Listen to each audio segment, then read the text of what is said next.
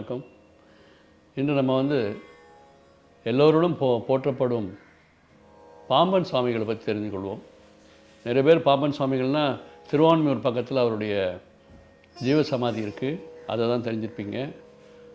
ஒவ்வொரு பௌர்ணமி அன்றும் ஆயிரக்கணக்கான மக்கள் அங்கே அவரை வழிபட்டு, முருகனை வழிபட்டு அங்கேயே தூங்கிட்டு போகிறவங்களாம் இருக்காங்க.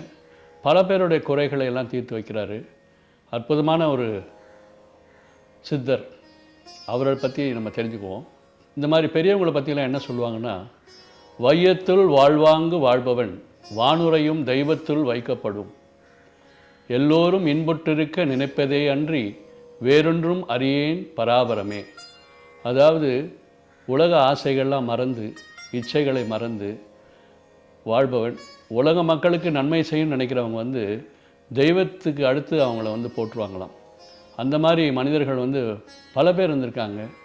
நம்முடைய சொல்லப்போனால் ரமண மகரிஷி, சேஷாத்ரி மகரிஷி, அருணகிரிநாதர், இப்போ நம்முடைய மகா பெரியவாள், இந்த மாதிரி எவ்வளோ பேர் இருந்திருக்காங்க. அப்படிப்பட்ட ஒருவர் பாம்பன் சுவாமிகள். அவர் பிறந்தது ராமேஸ்வரம் பக்கத்தில் உள்ள பாம்பன் என்ற கிராமத்தில் பிறந்தார். அவருடைய தந்தையார் பேர் சாத்தப்ப பிள்ளை, தாயார் பேர் செங்கமலத்தம்மாள். எந்த வருஷம் பிறந்தாருங்கிறது சரியான ரெக்கார்ட்ஸ் இல்லை. பட் 1848 to 1850 அவர் பிறந்திருக்கலாம் என்று கருதுகிறார்கள். அவர் சின்ன வயசுலேருந்தே பெரிய முருக பக்தர். முருகனுக்கு பாடல்கள்லாம் எழுதணும் அப்படின்னு அவர் சின்ன வயசுலேயே ஒரு நினைப்பு.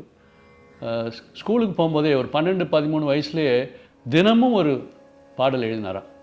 12-13 வயசுக்குள்ளார 100 பாடல்களை எழுதி முடிச்சிருக்காருன்னா பார்த்துங்களேன். அப்போ எந்த அளவுக்கு அவருக்கு முருகன் மேலே பக்தி இருக்கும், எந்த அளவுக்கு முருகன் அவரை ஆட்கொண்டு இருக்கிறார் என்று.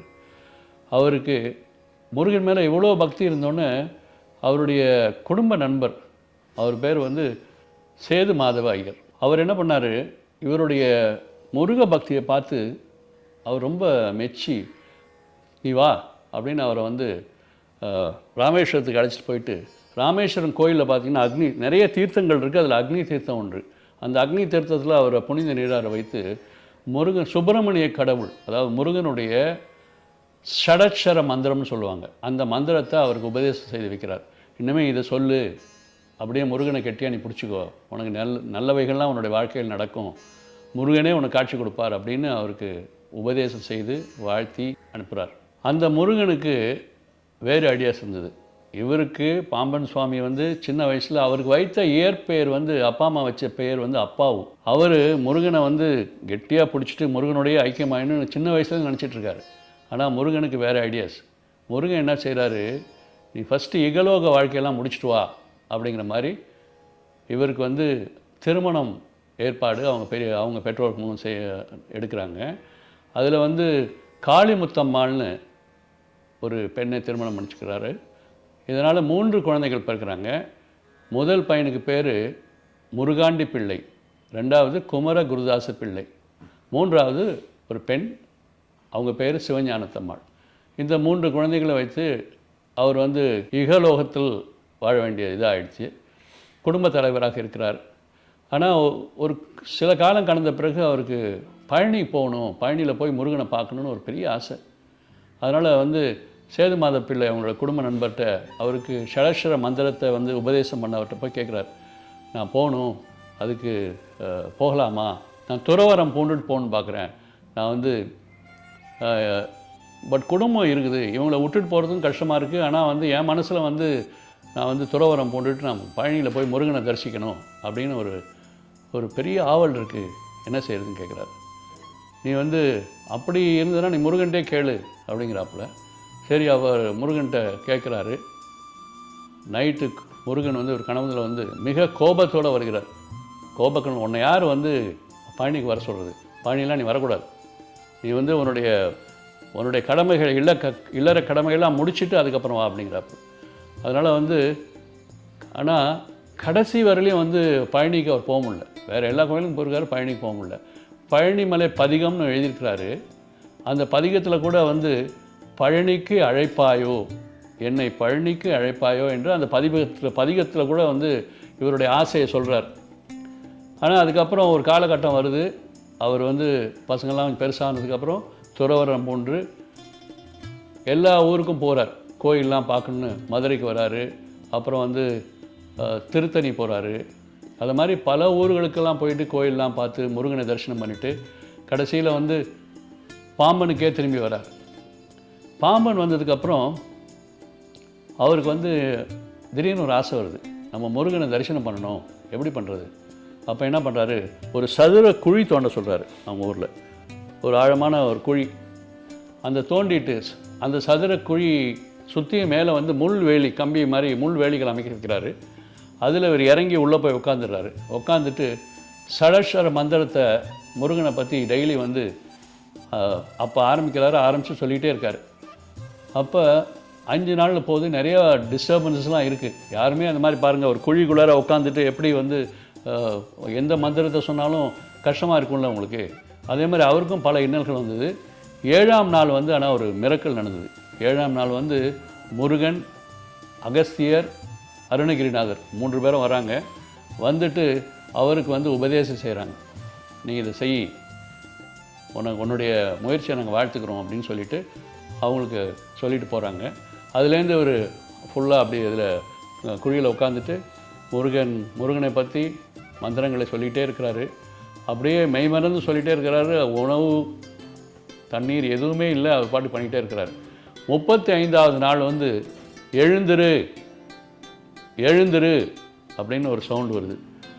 அப்போ பாம்பன் சுவாமி என்ன சொல்கிறாரு, முருகன் சொன்னால் தவிர நான் எந்திரிக்க மாட்டேன், முருகனை நான் நேராக பார்க்கணும், முருகன் சொன்னால் தவிர நான் எந்திரிக்க மாட்டேன் அப்படிங்கிறார்.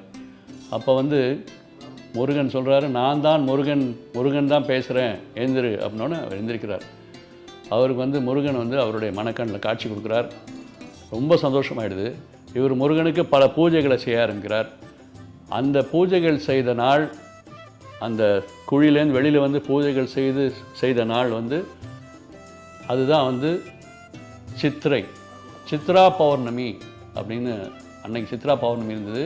அதனால் வந்து சித்ரா பௌர்ணமி வந்து மிக சிறந்த நாளாக, முருகனுக்கு உகந்த நாளாக கருதப்படுகிறது. பல பேர் வந்து சித்ரா பௌர்ணமி அன்னைக்கு காவடியெல்லாம் எடுத்துகிட்டு போவாங்க, முருகனுடைய சரங்களுக்கு எல்லாம் வந்து எடுத்துகிட்டு போவாங்க. ஸோ முருகனுக்கு உகந்த நாள். அந்த நாளை வந்து இவருடைய பாம்பன் சுவாமிகள் வந்து குழியிலேருந்து எழுந்திழுத்து முருகனுடைய கட்டளைக்கு ஏற்று அவருடைய பூஜைகளை செய்த நாள் ஆகியால் அதே நாள் இன்று சித்ரா பௌர்ணமி என்று உலகம் முழுதும் பாராட்டப்படுகிறது. இங்கே சென்னை பக்கத்தில் இருக்கிறவங்கெல்லாம், திருவான்மியூரில் இருக்கிறார் பாம்பன் சுவாமிகள், ஜீவசமாதியாக இருக்கிறார். அவர் எப்போ நீங்கள் வந்து அவர் சன்னதி முன்னாடி உட்காந்து தியானம் பண்ணி உங்களுக்கு என்ன வேணும் அப்படின்னு நீங்கள் கேட்டாலும் நியாயமான உங்களது கோரிக்கைகளை நிச்சயமாக நிறைவேற்றுவார். உங்கள் குழந்தைகள் படிப்பு, உங்களுடைய மருத்துவ சம்பந்தப்பட்ட பிரச்சனைகள் எதை இருந்தாலும் சரி, நீங்கள் என்ன கேட்டாலும் வந்து அவரால் கொடுக்க முடியாத எதுவுமே இல்லை. அப்படிப்பட்ட அற்புதமான மகான் நம்ம பாம்பன் சுவாமிகள். எனக்கு ஒரு குரு உபதேசம் செய்தார். அவர் என்ன சொன்னார், 48 நாட்கள் காலை 3லிருந்து 4 மணிக்குள் எழுந்து பாம்பன் சுவாமியினுடைய குமாரஸ்துவம் அதோடைய யந்திரத்தை அவர் ரெடி பண்ணி எனக்கு கொடுத்தாரு. அந்த யந்திரத்து முன் உட்காந்து குமாரஸ்துவம், பகை கடிதல், சண்முக கவசம், இது மூன்றையும் 48 நாள் சொல்லணும்னு சொன்னார். 40 நாள்கள் தொடர்ந்து சொல்லி வந்தேன். இது ஒரு மனசுக்கு மிக மகிழ்ச்சி அளித்தது.